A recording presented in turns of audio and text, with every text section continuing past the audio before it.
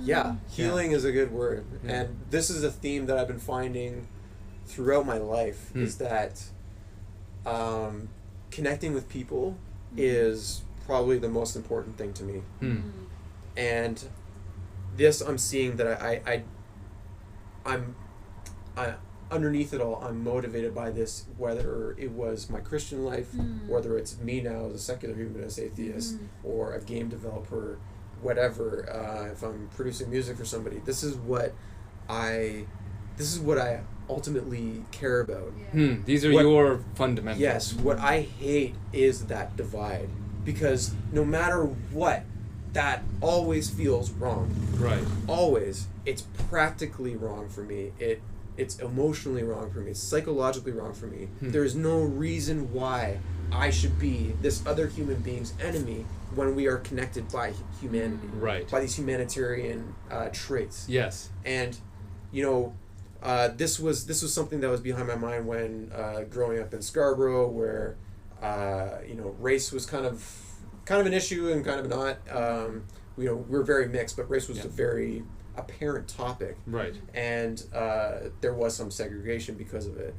And this was apparent for me in other contexts as well growing up, where I wanted to be able to, connect with people regardless of this, regardless of that. And when I didn't have that, which was often in my Christian life, because I felt like I couldn't be as close to you unless you were a Christian. Yes. So I try my best to be a really good friend up to a point. Yeah. And that always got people to be like, yeah, he seems like all right, he's fun, and invite him out, and then I'd be like, no, I can't go to that thing. I can't do that. Because you're probably going to drink at that, or do something on bad Saturdays. movie. Yeah, exactly. I got to prepare for Lord's Supper tomorrow. Exactly. Yeah. I'm going to be going to youth group instead, and that's where I really need to invest in my real relationships. Yeah.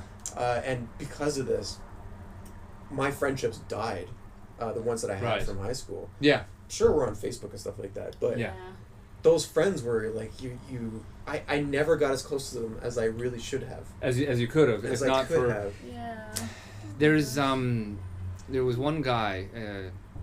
It's interesting because when we're in this evangelical world, we put up there's a fortress strategy because we got to keep ourselves pure from the world. Yes. Right, but we also want that bridging strategy too, because we want to reach out to them. Yes. So we try to find weird halfway things, right? Like you remember the KLBC swears, right? Oh my sick, which is a great way of staying pure, but still being able to express something. But really, what that also does, it does kind of like there is a culture of division that we foster inside that group. Yes. Right? Because the scaffolding is there for how can we be separate from the world, but there's no scaffolding for, but what happens if the fortress falls apart and now I'm in the world? Isn't this interesting that if you have two sides, I'm thinking of like warring nations. Okay. You have two sides who are in total disagreement with each other, but one wants to acquire the other, recruit the other, or convert the other. Yeah.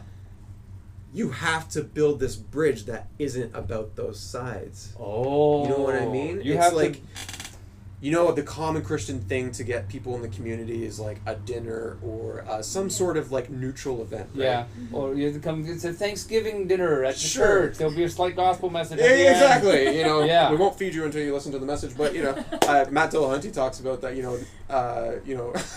How Christians will hold your sandwich hostage until you listen to the message. And I remember this. It's like everyone's like thirsty and hungry. Like, wait, just 5 minutes. 5 minutes. And this always felt kind of dishonest to me because this is where we really should be connecting, and this is where we're the most human. Why is this the ploy? Yeah. You know what I mean? Why is this not the substance? Yeah. The fact that we can be on literally the same plane. Why don't we do more of this? Yeah. And why are we using it to basically? What do they? I want to say. I want to say trick the other person, but that maybe is a bit extreme. To change the other person. To change the other person on a fundamental level. Yeah. Why are we using it to make them different? If you can build bridges between nations, why are you trying to convert nations? Yeah. Why don't you just build a good bridge and leave it? Yes. And then you party on that bridge. This would make sense, total sense, to any mind except the religious one, because the religious one has to have. There's. It has to be the holy side. nation, the godly nation, Yes. the real royal priesthood, and this is the only way. This is the divide. Yeah. And this is why there will always be that that tribal mentality. Yeah. Us versus them. Yeah. Where you have to change your mind in order for this to work as human beings, and this isn't true. Right, it's not. This can work as human beings, despite that. Yeah, with people of wildly different beliefs and even to a certain extent morality, because I mean, the it's just like. If you, the idea in evangelicalism sometimes too is that if you don't let the other person know that you disagree with them, then you're being dishonest, right? If you don't put up that barrier. Yeah. The sins of omission. Yeah. Not saying things, and I felt that often in high school where the conversation comes up about church and whatever, and all of a sudden, and you're just so stressed out and supposed to speak up. Do I say? I know I'm supposed to say something. What do I say? But I've been working on this friendship, for a long time, and what are they going to say after that? And we all have this anxiety, and I think this is again another one of my hypotheses that I think it's because deep down we know that the reasons we might be believing or the things that we are believing are on a totally different plane or a totally different planet. I think that we know our arguments are different than what people are used to getting. And not in a sense of, oh, you might find this interesting. We automatically assume you think this is ridiculous. Yeah. Automatically. Because we do have to get, like when we're trying to train people to evangelize, we have to be like, I know it's awkward, but still. And it's all like how to get rid of the awkwardness, because it's a very strange thing to try to change somebody's fundamental worldview. Oh, yeah. And if you succeed, I mean, we tried, planting a church in Pakistan, right? I never made a convert, right? Wow. Can you imagine? Well, I mean, because I'm talking to Muslims. I'm trying to convince Muslims to become evangelical Christians. Easy. Yeah. And I'm just looking back, I'm thinking, if I had ever succeeded, I would have completely brought a catastrophe on that person's life. Wow. I mean, it would be like everything now has changed because they're gonna leave their family.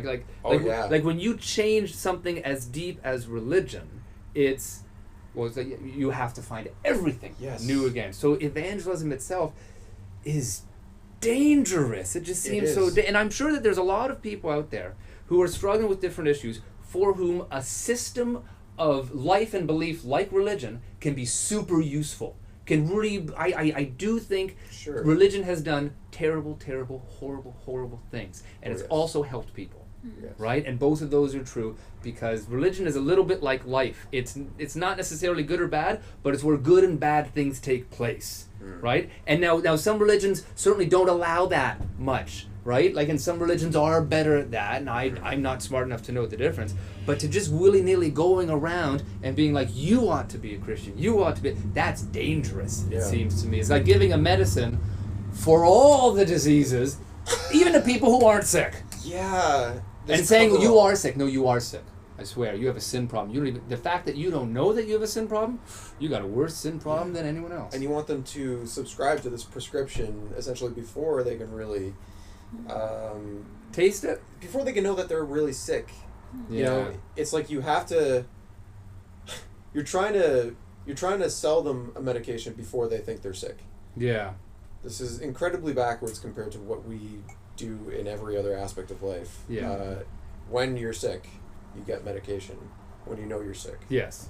And this whole thing as well, the sinfully sick, is I see completely differently now as well, because you often.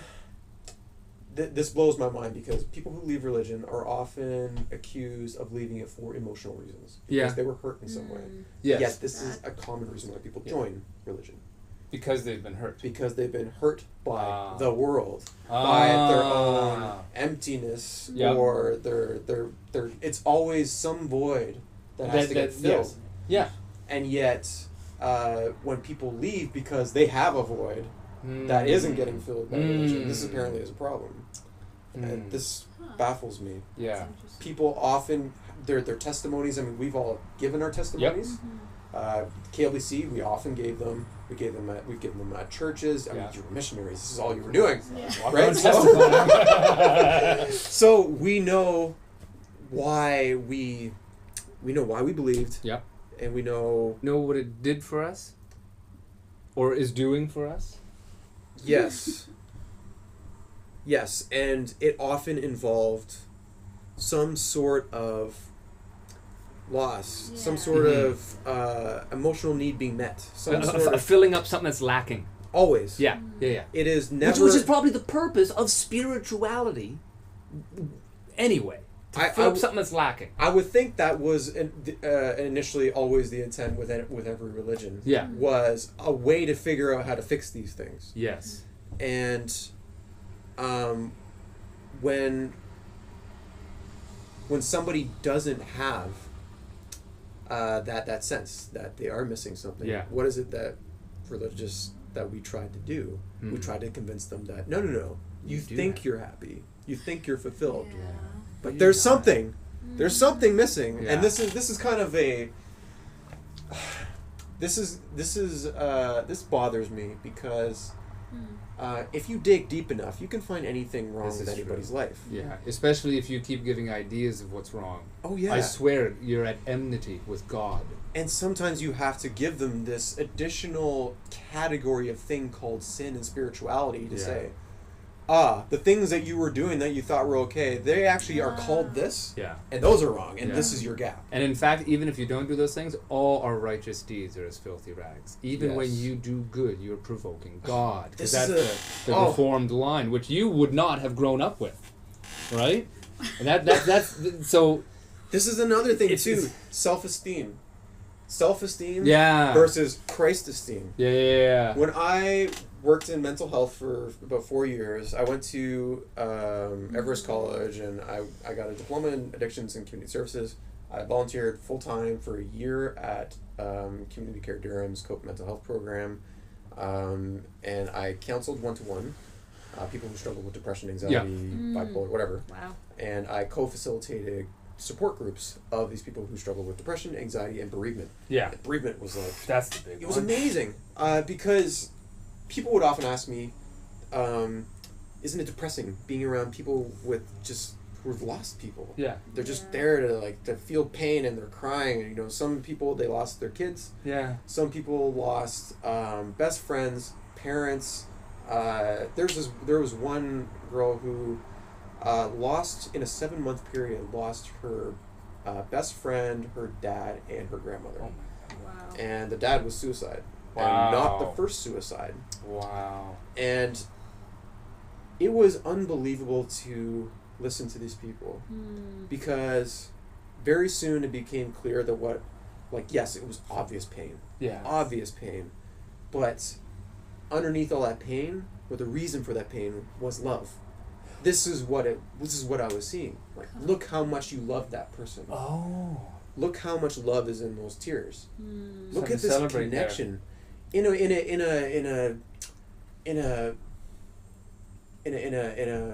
dark pit sort of way. Yeah. Yeah.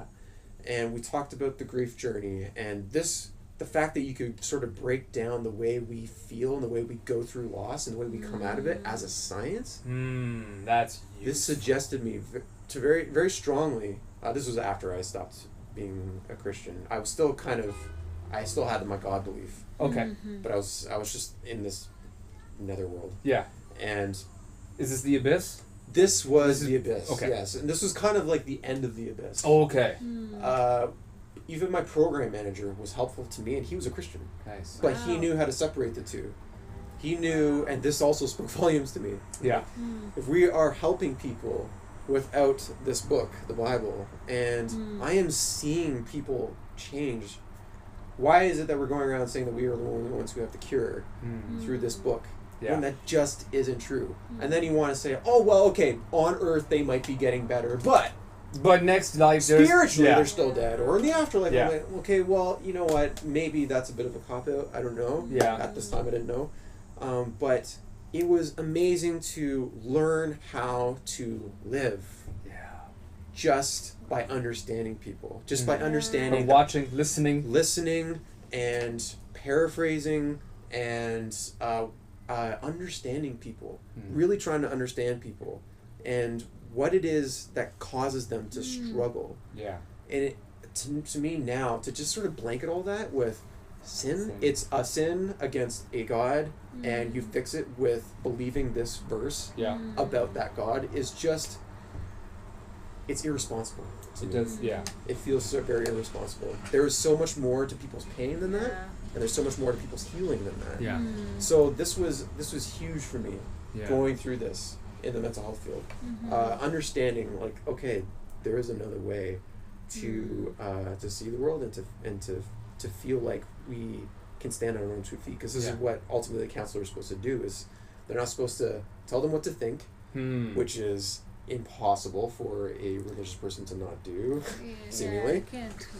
You are literally there to not judge and to help a person stand on their own 2 feet again. You are there to empower them, period. Yeah. You don't have any other motives hidden. Apart from what we deem as illegal or unsafe as a society, it is completely up to them, and it has to be that way. In order for them to get really fixed. It really has to be that way. And it's beautiful. Yeah. It's, I remember, if they ever watch this video, some of them I have on Facebook, I will never disclose their names, ever. But if they see this, they were beautiful people to me. And I think of you know, I'm in horror thinking of what it might have been like if I was a Christian trying to help these people. Using your Christianly small toolbox rather than the more complicated, time-consuming, the listening, the back and forth, the prioritizing of the client. What would it have meant? What would it have meant for this person to be like, oh, you know, you're kind of going there, like, I've heard that, or this doesn't work, I'm trying, it doesn't work, all of that. These aren't just things in the air that are, you know, like, I think it's true and you just don't know it and whatever. Like, no, these are real people. Yeah. And we don't give, as Christians, we didn't give enough credit to people who were not Christians. We just did not. That's true. As thinkers, as people who are capable of doing this and that. Yeah. Like you said. Even on simple things like science. We didn't trust the scientists. Filthy rags. This is what we are telling them that they are. Yeah. In the most loving and gentle way that you are worthless. When many of them are already telling themselves that. Yes. And now you're saying, not only do you think you're worthless, God. And I mean, okay, I mean that might be a straw man, of course, because then, of course, God did die for everyone. But it was all his idea. That's the thing. It was all his idea. I kind of struggle with that at college. A little bit, and I'm not saying it's anybody's fault. It was just my own, like, learning, growing, being in a really different environment. I just wondered this whole barrier with, you know, us versus them, and just never being friends with the outsiders, because what is it gonna do to me? And then I always, even now, I think I feel like, imagine if we Christians who claim to be like, Jesus loved us unconditionally, yet we don't want to do that. This is how I sometimes feel like what we fail to do is we get so, get organized with the box of to-do list that we forget this unconditional love that we claim that Jesus had, and we should be like him. We don't do that. Imagine we did the unconditional love, no matter who they were. And made that the foundation. We lived truly, and then everything else was details. It was truly unconditional. So that they would see you and be like, you know, wow, you are. They don't sense this judgment, nothing. Not saying if you want to be doing those, okay, whatever. But like, let's say you're such a beautiful person that the other person would automatically be attracted to you because of who you are, how you live, how you act. Not so much like preach. I think the world will be a better place. And then you just create like a community of people like that. But we go the opposite. Like we do the not attack. We try to focus so much on conversion that we forget the real human to human love level. Yeah. You know. Yeah. So we don't see them, like you're saying. You know, seeing this person as a non-Christian, you were very able to like create a relation or focus on hear them. Whereas maybe we would be focusing on how to talk to them. Yes, and let me ask you: do you think, either of you, do you think as a Christian or any other devout religious person, do you think it's possible to fully see someone and fully be unconditionally loving of them? Yes. while wanting them to change their mind about something. Do you think that's possible?